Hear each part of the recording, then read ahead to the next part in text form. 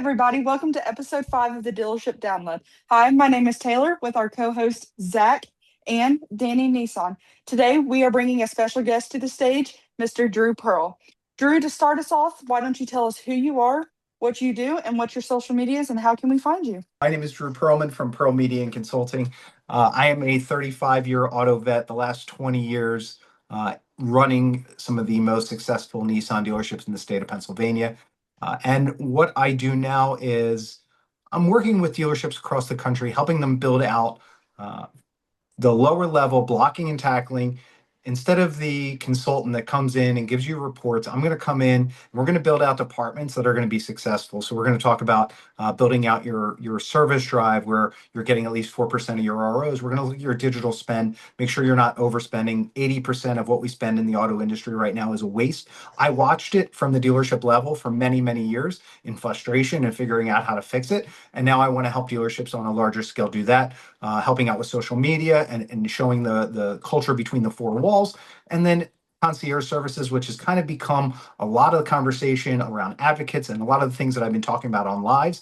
And you can find me on TikTok at Drew Does Deals 1 and Instagram at Drew the Car Guy 1. So thank you for having me. I appreciate you letting me have a nice little time on your new podcast. I'm looking forward to it. Absolutely no problem. Before we dig into kind of what you do now, why don't you tell us about your journey to getting to be a GM and why you decided to retire and start your own platform that you're doing now? Absolutely. So I started in the car business when I was very young. So for me to say I've been in the car business for 35 years, I am not as old as I'm portraying, but I started when I was 14 years old. So when you start when you're 14 years old, my dad had a car lot up on Route 1 with my cousins. That's how I started in the car business. It was a small independent lot. It was when things were done not the right way in the car business. And what I mean by not the right way in the car business is just the way we treated customers. And this is goes back to now of how we have to change the perception because the way I grew up in the car business was 100% the wrong way, like hiding people's keys, just doing things that were just shady and underhanded. And what I learned through my career is how not to do it that way. And so, started at 14. I went to college. I absolutely loved college, but I still wanted to be in the car business. I told my dad that, hey, I want to get back in the car business after college. I thought he would be disappointed. He's like, no, you did what I wanted you to do. You went to college.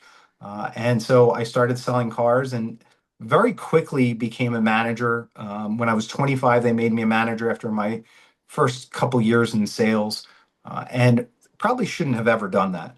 As I look back at it and go, man, they really just and the car business was that way, and I think it still is, where we're just like we learn by attrition. We just throw people into positions, and we don't really train them. We don't give them the guidance that they need, and you learned a different way back then. Now, I think this is something that I talk about a lot is changing that within dealerships. So to go through my whole career as became a salesman and then I became a sales manager, ran two of the most successful Nissan dealerships in the state of Pennsylvania. Both were number one in the state of Pennsylvania for new car sales. And then I also ran another Nissan dealership and made them one of the top CPO dealerships in the country. So it was all about culture. It was all about the environment that we created, and putting good people in front of good people. And that was always my mentality. It was always about the culture and leading from the front. If we had to push snow off cars, I was the first one out there with a snow rake. That's just how I operated. I always wanted people to think that I'm gonna like I've plunged plenty of toilets. I mean, it is what it is. You do what you have to do, but you want people to understand that you need to lead from the front. What inspired you to build your own platform instead of joining a team where platforms were already established? It is interesting in this whole auto sector when you look at there's so many different aspects of the industry where a lot of people say they can help. And my biggest issue is I've always had third party vendors come to me and tell me, oh, they're going to be able to do this, or we're going to be able to sell you that, and we're going to be able to build this out. And what I think most dealerships and unfortunately ownership as well looks and says, what's the quickest way to expense myself into a profit? What tool can I buy that's going to, take my store to the next level instead of really investing in the people?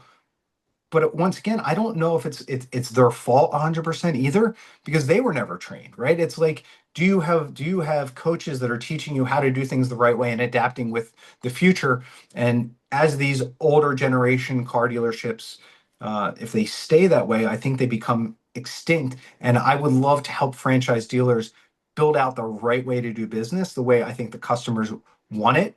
And it has to happen on a dealership level. I don't want to sell a piece of software. I don't want to get on it onto any platforms. I'm not going to sign up with anybody. I want to check out what other. I've also been on like a demo kick. So ever since I left my old position, I've been doing demos with anybody that's got cool software. I'm like, I want to check it out. I want to see what's out there, because I also want to see what can change the industry and what can help form the industry better. And maybe there's something that I can use and adapt in my process to help me scale dealerships and make them better. It's interesting you bring up, changing the industry, because that brings up into our next question is, what is the biggest problem that you are trying to solve currently within the automotive industry? My big word has been hospitality recently, and I've been using that a lot, because I think that is where it all starts, right? The process is broken because we have software that doesn't communicate properly. You have all these big box software companies that you buy these websites from that, unfortunately, they're not to serve the customer. They're more or less to, I don't really know what they're to serve, to be completely honest, because if you're not serving the customer with the current customer journey online to buying a car in the dealership, I just don't know why these websites exist. But that's more of a personal thing, because you know I sat in a seat as a GM for so many years, and it frustrated me that we couldn't get to the customer on their level. So we can't get there digitally. So now we have to at least do it in the store. And why I keep bringing up the word hospitality is I want customers to feel so rewarded and so great for being there. When you walk in to a hotel, a Chick-fil-A, the experience at a Chick-fil-A, which is a $5 sandwich, feels great. You walk into a Ritz-Carlton, you expect greatness there. You don't expect it at a Chick-fil-A. You should expect it at a car dealership. If you're paying $500 for a night or $1,000 for a night, I'm going to spend a whole lot of nights for that $50,000 car, which is the average right now in the industry. Well, there should be hospitality where you're getting just goosebumps when you buy a car, and that's what it should be. It should be a great experience where people feel like they're not being taken advantage of, and we change the process, streamline sales where there's not so many people involved, because keep the message consistent. That's big for me, is making sure that hospitality is everybody is built into that same culture of hospitality, and everybody gets that same experience from everybody. It can't be like, oh well, he's just a jerk, or he just treat no, like, you can't have that in your store. If you have cancers, cut it out. I don't care who they're related to. And that kind of leads into my next question. We talk a lot about changing the industry, how it's growing and how it's evolving. What are some of the major changes that you see in the industry in the next 5 years? Because you get to see it from a little bit different perspective than somebody like myself, Danny, or Zach gets to see it in. What do you see in the next 5 years? Yeah, and I'm glad you say that. So I was in what they call dealership 20 groups meetings for the past 15 years of my career. And they were with some of the most forward-thinking GMs, owners of dealerships. And this is a question that came up a lot, because it's super important to try and figure out what the future is in your industry. And I think what we were all talking about was the speed and the customer journey. And as we meet the customer where they are and start becoming more hospitable and doing those things, I think the speed of transaction is the biggest thing that's going to change from now until the next couple of years. We're in the advent of really fast AI. Like, AI came out a few years ago and it became, oh well, we have AI. Now it's like, okay, now we know how to implement AI at a such a large scale. And we speed things up so fast that the consumer needs that same experience, the way they want it done, whether they want it fast or they want a quarter done online, a half of it done online. I think the online experience is the thing that has to really change for dealerships to evolve. And if they don't do that and they don't do it mobily, they're going to be in a lot of trouble. They need to look at CarMax. They need to look at Carvana. Tonight, that's all I was talking about in my live, was talking about Carvana and how they're not a car dealership. They're more of a logistics company, in my opinion. Like an Amazon's a logistics company. Why I say logistics is they're not really handling the product. They're just sending it to the location. And Carvana has gotten really, really good at that. Now, listen, yes, they have the product and they put them through these warehouses and they churn it really fast. But they've made speed their priority. Speed through reconditioning, speed to online, speed to transaction. What does Carvana do? They get your trade first. That's where dealerships need to start. Dealerships need to say, okay, here's your screen. What's your trade worth? And here's new cars and here's used cars. Which one do you want? And let the customer choose that journey and be able to go through all of it. I challenge anybody that listens to this to go on to their local dealership website and try and actually buy the car from beginning to end and see how frustrating it is. And that kind of leads us into our next question that I had Let's set up. go. I love Let's this. go. So this is going to tie into, of course, you being a part of those meetings you have been a part of the last 15 years, plus your lives, which I'm super proud of. I was there for the beginning of your lives. I Yes, saw you when it were. started with just 2 to 3 viewers and kind of grew to that 20. And now we're sitting 60, 80, 100 at a time. And a lot more people are getting involved. So this one's kind of a two-part question. Why do you think uncomfortable conversations are important in this business as well as among leadership? And what is the difficult truth about the automotive industry that people need to hear? So run those two questions by me again, because I want to make sure I'm answering them properly. So the first question is, why do you think uncomfortable conversations are important in the automotive industry and especially among leadership? The uncomfortable conversations, and that was why I did like those 20 group meetings, because we had uncomfortable conversations. You got called out on your bullshit across the table, and it didn't matter if you're a millionaire or a billionaire. And there were some of those in the room. I wasn't one of them. But I was watching some, one guy tell you, you're wrong. You're absolutely dead wrong. And you'd fight about it and you'd fight to the death about it. Well, my system's going to work better. And then you look, a couple months later, and what I always talked about was right side or left side of the page. If you were in a composite and you were on the left side of the page, that's where you wanted to be. If you were far right, you're sitting in no man's land in that room. You're on an island. You don't want to be sitting there. You want to be far left, and you want to see whoever's there, and you want to challenge them, and you want them to challenge you. And the uncomfortable conversations I think that need to be had now are with dealerships and ownership groups. And once again, I think the smaller dealership groups and the smaller franchise stores, if they don't get really good at technology and get really good at transparency and making sure that they own that customer experience, they will become extinct. If you want to do things the wrong way and you're maybe a 3 or 4 store operation, it's not going to work. It's not going to work in the future.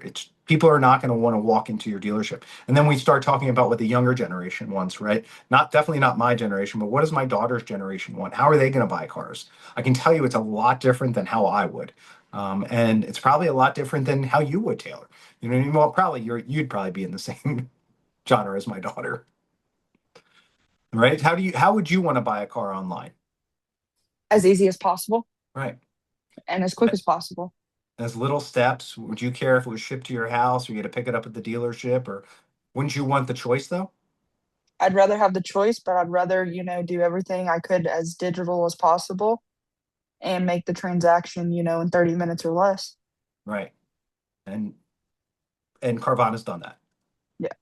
So that's the part of the model that I keep talking about is it's not the fancy gadgets, it's the speed to the transaction. You don't have to be the cleanest website out there, but you have to be the best functioning website mobily. And if you can take the customer journey where you can put it in a cart and you can check out, and then you fill out 4 or 5 lines of your information, and then if they need more information, okay, then you got to email them a doc or something like that, or start uploading things. But if you take the customer through the journey, it's not that hard. My salespeople had a really hard time uploading docs. You know what I mean? Like it's not that difficult. And that leads kind of into that second part of the question Let's go. Let's is go. What's a difficult truth about the automotive industry that we need to hear about, that we're scared to talk about? The difficult part, there's a lot of that. There's so many. Um, your biggest issue in your dealerships right now is the lack of communication between all departments. We put service and sales on an island, and you might as well put barbed wire in between the two operations. Your GSM should be just as involved with your service writers and however you want to structure it. I don't care how you title people, but everybody needs to be involved in everybody's department. And what I mean by that is you should be having weekly meetings with your managers or your team leads. I don't really like the word manager anymore. I think I think your leaders or your coaches is what you should call them, because if they're not if they're not leading your team and they're not coaching them forward, then what are they really doing? I understand what a manager means. I just don't like the wording of it. So if we could bring our leaders and our coaches in a room every single week and making sure everybody's on the same page, and we're rewarding your service department for acquiring vehicles as much as you're rewarding the salesperson for taking that person down to service to make sure that they had a good experience. It's got to be one big department and not separate departments. That I think that's the biggest problem in the auto industry that nobody talks about. And that's fair. I mean, we see it every day in dealerships that we go into. We should be one team, one unit with the same goal in mind at the end of the day. Yeah. But How I come have we're not talking one. about fixing that? We need to fix that. Yeah. Yeah, you mean me and my service manager have to get along? Yes. Oh. Right. Oh man, wait, hold on, your service writer? Oh, I'm just going to interrupt him and say hi to him only when I need something. Yeah, that's the one. Yeah. Yeah. I've got one final question, but I want to save it to the very end because Okay. I think it's one of the most important questions that I have. I So love I'm that. going to actually turn it over to Danny and Zach and open the floor for their questions for you to answer. I love it. Let's go. So here we go, Drew. Taylor, we're just bam, bam, bam. These are gonna be a little bit like, a little pat on the back. Danny, I'm ready to relax, hang out. Let's do it. Why did you start TikTok? What got you into doing lives? What got you motivated? And what keeps you motivated to do what you're doing right now? So when I was running O'Neill Nissan, I was running that store for the past 9 years prior to the little road bump that I took. And what I really enjoyed is I started watching guys like the GOAT. Actually, John LeBate was one of the first guys I watched during COVID.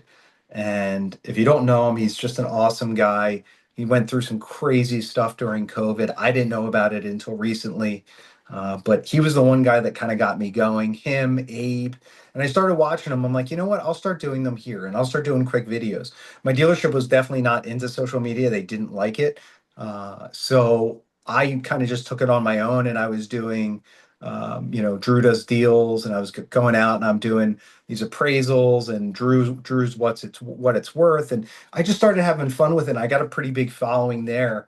And I was like, you know what? This is a lot of fun. I went to my next dealership, actually built out a social media department, and I had a lot of fun doing that. And I was like, you know what? I really enjoy this. So I started, getting on the lives and hanging out with you guys. And this is very recent. I mean, we're talking probably started doing this journey in March of going on the lives and getting in front of more people. It really started with TikToks. I don't know how the live started. I think somebody said, hey, you should try it. It was like crack, and now I'm hooked. And you're doing an awesome job at it. I You mean, we've think? watched it all grow.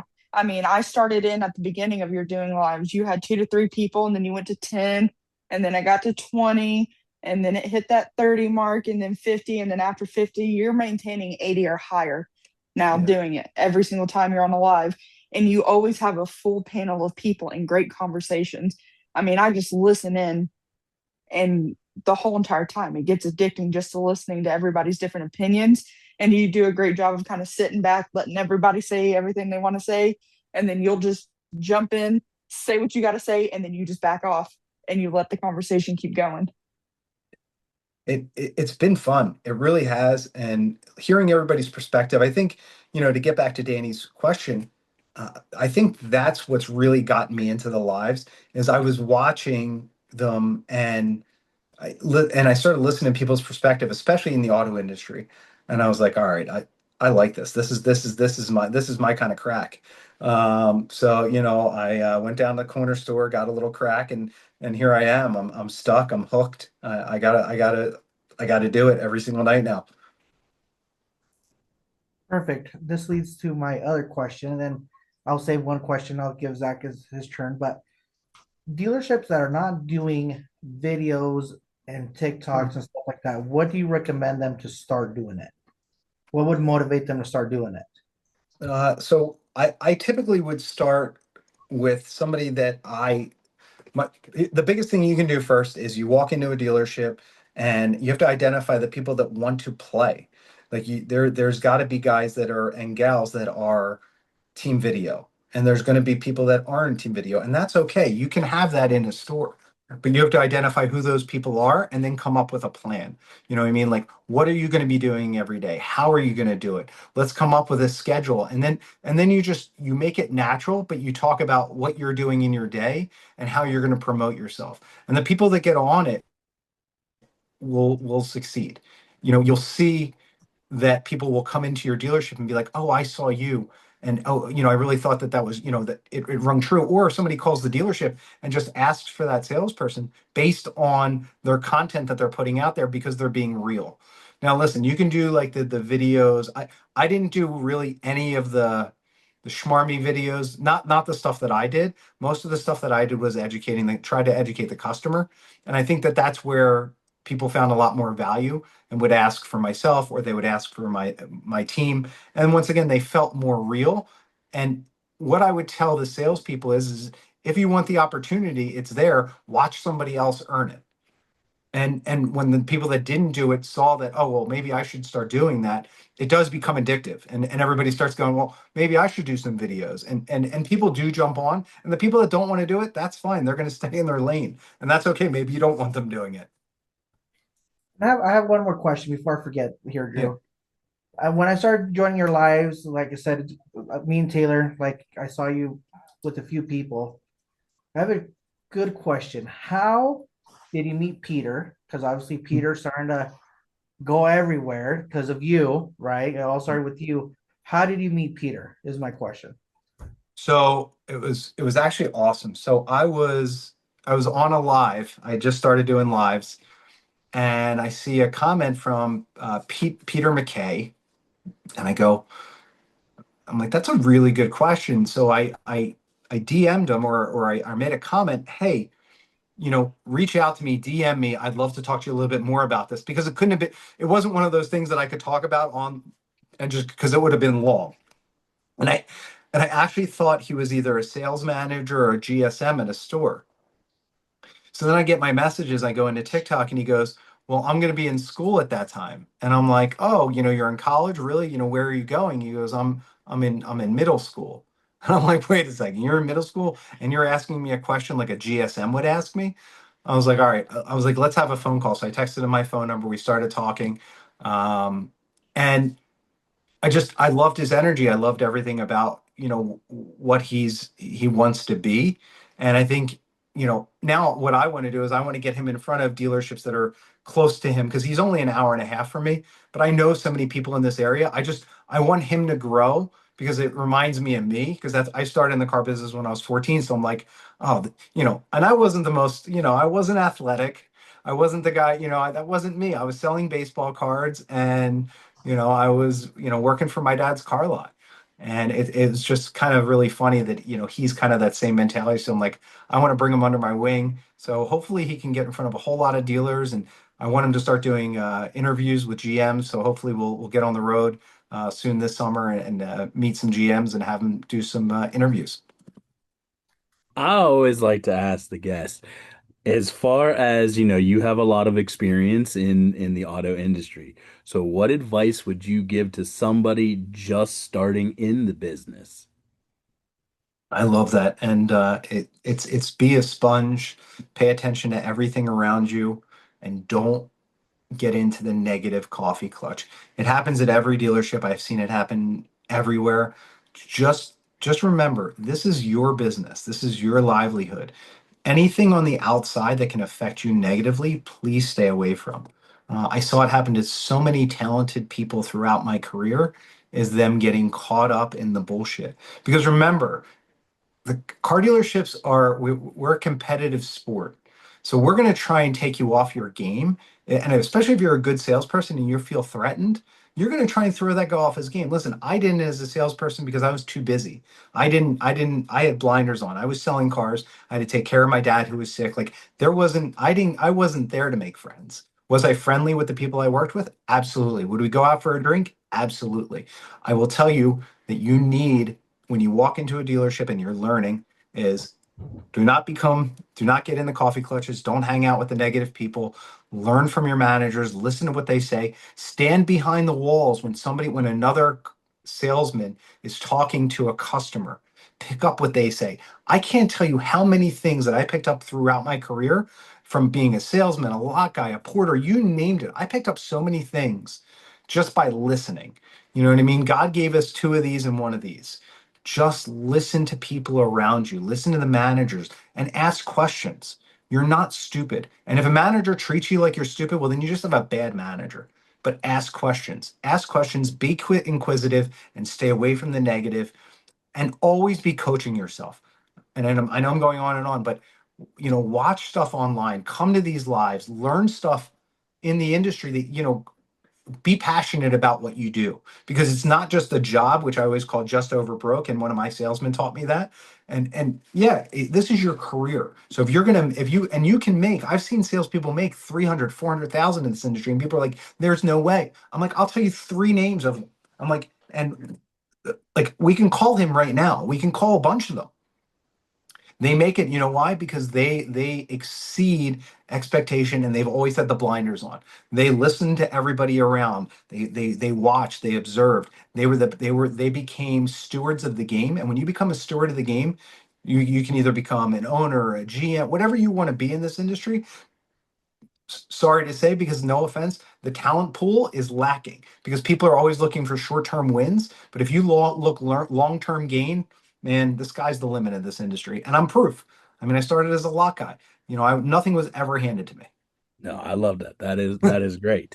So, and again, with you having your experience in the industry, follow up. Once you sell a car and to get more sales, what was your follow-up regiment to keep the customers you had happy and to gain more customers from referrals? Oh my God, I love this question. This is one of my favorite because I loved being a salesperson. I will tell you that I wish they didn't make me a manager at 25. I wish there's a guy who's still at my old store. His name is David Johnson. He's still a salesperson there. He does his own thing. Customers just come in for him, and it's just, he exemplified the steward of the game. But he was very content with being a salesperson. And I loved the salesperson end of it. And I don't know if I would have stayed being a salesperson just because of my natural curiosity to learn more. But I did love that part. And what I did love was my repeat and referral. So after my first year of selling, I really didn't have to take ups. And the reason being is I was so dangerously good on the phone. So I had a 3-ring binder. My current, now my wife, but at the time girlfriend, made it for me. And I kept my buyer's orders in it, and you would flip the page, and I would make my notes of every time I would make the call. But what I did on the back of every single one of my buyer's orders at the top was my keynotes, which were their kids' names, their birthdays, things that were important to them, what I got from the conversations when I was selling them a car. And remember, that's right when you sell them the car. This is fresh information. You're not going to remember this tomorrow. So you write it on that buyer's order that night, even if you chicken scratch it. Now listen, now we have CRMs and you type it in and you forget it. I'm a handwriting guy. Plus I'm old, so there's that. But I'd write it down. I'd write down a couple key things about that person. And I did stuff that was uncommon. Like on Groundhog's Day, I would send out a Groundhog's Day card, and you would get it in the mail, and it would say, hey, just popping in to say hi. And who gets a card on Groundhog's Day? But I did know that Groundhog's Day is the beginning of our selling, right? You go through the winter, and what comes next? Well, talks to Tony Phil, he's going to come out and see if he sees his shadow. Well, hey, I'm just popping in to say hi. Another thing I did was I would always call about certain things, and I would never talk to them about the car. I would only talk to them about their family, their friends, their relatives. How are things going? I never talked about the car. They brought up the car. The customer will bring up the car, customer will tell you about it, or be like, you don't have to talk about the car. Be like, have you taken any cool trips? Have you gone anywhere recently? Oh my God, we took the new car too. They're going to tell you. They're going to tell you everything. But just listen. It's the same exact thing as a salesperson that I talked about, listening to the people around them. Listen to your customer. They're going to tell you everything you need to sell them and all of their family members for the next 20, 30 years. We're here to talk to you and learn about you. Do you have any questions for any of us, all of us? Let us have it. I do. So and this is for all of you. And I think this has kind of come up with this whole live thing, right? I think this has all been spawned from it. So all of our ideas, not all the ideas, but a lot of the ideas that we have for new businesses, new ventures have come from being and doing these lives. So what kind of pushed you guys together? How did you guys get together to put this together and come up with what you want to do next? And what is that next thing? Is it just a podcast? Is it building a business around it? I'd love to know more. I'm gonna let Danny answer this one, but I'm also gonna call you out. That means you haven't listened to any of our podcasts because it's the same question that we get asked every single one. I absolutely have not watched any podcasts. I didn't even know there was a podcast yet. Yeah. Every single one we get asked the same exact question. But I'm gonna let Danny answer it because All this is he's the one that answers it. All right. So it all started with meeting, and I'm going to say now, my best friends. Taylor and Zach, we met through TikTok, the power of TikTok, and we talk on a regular basis, right? And I see people going live and they're bringing up, and I'm small in the TikTok world, right? And I was like, you know what? It's like, I kind of want to, tell my story and stuff like that, and do that. So then I asked Zach and Taylor, I'm like, hey, should we do a podcast and bring up, like, even if it's the receptionist or even the detailer, the lot boy, whatever it is, from the dealership world, and let's bring them up on a podcast. Let's talk about their story. And they're like, yeah, let's do it. Well, it was like this, Drew. Like, we said yes, and Taylor was like, boom, I'm starting an email. I'm starting a YouTube. I'm starting, like, she was like quick. And I'm like, wow. She's like, within like that same day, she already had the passwords to everything and everything. And I'm like, whoa, we're actually doing this. Like, so that's how that started. And it's slow, right? Because that's how it all begins. It's gonna be slow, but I think we're doing pretty good. We have July already booked out. We have half of August already booked out, and people are just wanting to tell their story. We're asking people, hey, do you guys want to do this? They're like, yeah, for sure. Like, they're, so it's a good thing. I like it. We're meeting people, telling us their stories and things like that. And I've never seen Taylor like do everything so fast. I'm like, oh my gosh. It was like a wizard. Zach is really good at editing the videos. Like, Zach is like amazing. Taylor's amazing. Like, we're all amazing for sure. That's awesome. That's so cool. And I think, to answer your question, kind of long-term goal of it, obviously we want to keep growing it, right? And just keep growing it and bring awareness to the industry. Yeah. Because let's face it, we have a bad reputation in this industry. And everybody who's in here, everybody who comes on here is all trying to change that. And they're trying to show that we are a good industry.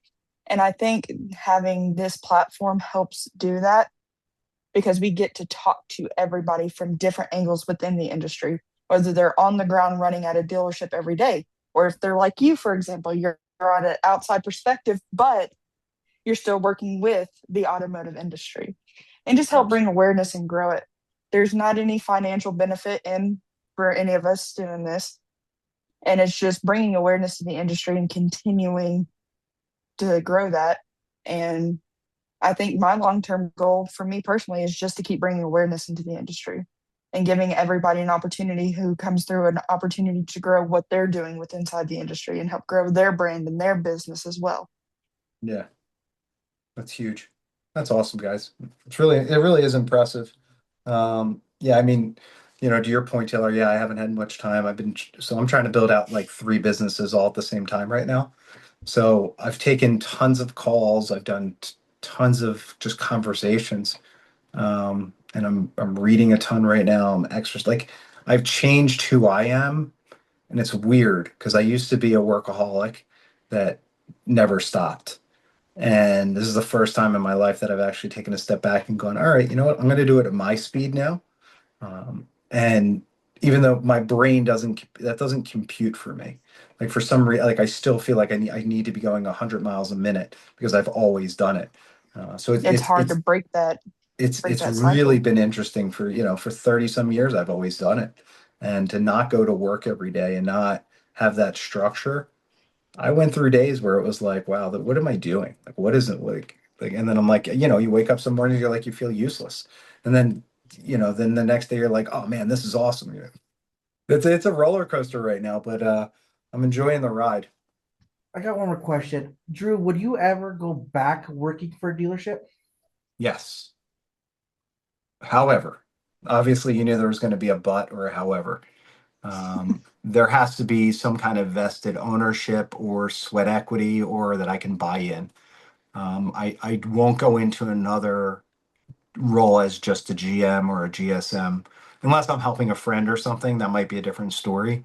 If somebody calls me and says, Drew, I need help for a couple years, can you just help me out and I'll pay you this, and I know what the agreement is prior, then yeah, I would work with a friend. But I would say if it's a long term, yes, I would 100% be back in a dealership. I absolutely love the dealership world. I love influencing people. I love building. Like, I don't know if any of you heard, they were talking about a friend of ours who passed away, a gentleman who was a legend in the industry. His name was Ed Gamantoni, and he had taught probably 20 general managers around the country, and one of the best people. Unfortunately, passed away last year, but it was brought up on my live tonight that he had passed, and I hadn't known in about a year ago. And you think about the influence that he had to so many. Like for me, I didn't have growing up. I didn't have. My mom died when I was really young. My dad passed when I was pretty young as well. So you know, I've always made everybody else my family. So it's cool that I have friends that are now GMs, GSMs, running stores like just like Ed Gamantoni did. And I hope that I can fulfill that same legend status that he was, just how he influenced people. And for me, that's huge for me. That and spending time with my family. Those are the two priorities that I've come up with before I turned 50 was hanging with my family and making sure that part of my life is lock, stock, and two smoking barrels, and to become a legend in the industry as well. I feel like you're already getting to the legend part of the industry. I I know that would I love it. look up to you, and whether Thank you. you know it or not, I look up to you like a mentor. Like I'll be just listening to your lives, taking notes. So sometimes when you bring me up as a guest and I decline it, it's because like I'm writing notes and I'm like, I love you, Drew, and I want to talk, but like I don't at the same time because like I'm just taking in all the information. Thank you. That means a lot to me. It really does. Drew, have you ever? Jumping into your lives sometimes, it is just you never know who's gonna be there. And sometimes I'm sitting there, I'm like, oh hey, I know everybody. And other times I'm like, who is this? And then I'm just sitting there listening and I'm like, yeah, I'm not coming up. I just want to sit and listen and take this all in because it is a training. I've gotten so much stuff off of your TikTok and just TikTok in general, just listening because it's just ideas. Some ideas I've known, some ideas I'm like, man, that's a great idea. Like your Groundhog Day card. I'm like, I never thought of that. That is awesome. So Right? just different little ideas. Yeah, man. Pick up little things here and there. That's what I would. There was a guy in my 20 group, and one of the most brilliant owner operators. His Peltier is the organization. And when I tell you, he always said, "Listen, Drew, every time you're in these meetings, and he's Southern, so I can't do the accent, but he said, pick up a couple nuggets. Every time you come down one of these meetings, you pick up a couple nuggets and you take them back and you put them in place." And he said, after a while, those nuggets, they're turned into gold bars. I'm like, just like It was just wild, like, and he was just brilliant. I mean, brilliant at operating and watching how he operated his store and just a rest. And it's been such a fun journey to be able to meet so many people. And I think that that's what's so cool too now is with TikTok, we get to meet everybody. Not everybody, but as many people that are going to come up and hang out. It's really fun seeing, the young people that are just getting on, and then you got people that haven't been on TikTok but have so much experience in the business, and you're like, "Oh, who's this person?" And then you listen to them talk, and then I'm just sitting there like, "Wow." So, I mean, that's just the truth. It is, man. It really is. It's been fun. So any other questions for us? No, I mean, I'm excited to see where this all goes. I'm blessed to have you guys to be part of my new car family, and I really feel like this is just the beginning of a new venture in life, and I think that hopefully we're all along for the ride together. I agree. I totally agree. All right, Drew. All right, You're y'all. gonna have to take it home with this one. Last question for you. Oh, there's another question. All right, hold on. Yeah. Take a shot. If you had the attention of every person in the automotive industry for 60 seconds, what message would you want them to hear? If you're just starting in the automotive industry, or if you've been in the automotive industry your whole life, I have a couple words of wisdom for you, and hopefully you can take this and implement it in your daily life. Your business should be run like you are talking to your best friend on a daily basis, and then you meet his best friend. And you haven't met his best friend, but you know that person is super important to him. And you want to make sure that you make him feel welcomed. So that person comes into your world or comes into your showroom or just comes into your life in general, whether you be at the Wawa shopping for a hoagie or you're going shopping for Lexus at the nicest Lexus store in the country. You want to feel welcomed. So make other people feel welcomed. Compliment them. Make them feel good about themselves. Mention their shoes, mention their hair, mention something about the person in front of you to make them feel better. Make somebody's day better in front of you every single day. And when you do that, that is the exceptional world of hospitality. And the more you do that, when you focus your business that way and your life that way, everything gets better. Round of applause for Drew on that one. Oh, yeah, Drew. Thank you. Drew, I want to say thank you so much for being a part of our podcast. And to everybody who's listening in, this is episode 5 with Mr. Drew Perlman. Make sure you go follow him on TikTok, YouTube, Facebook, and Instagram. And especially if you're on TikTok, join in on his lives. I promise you'll learn something. Again, thank you guys for listening.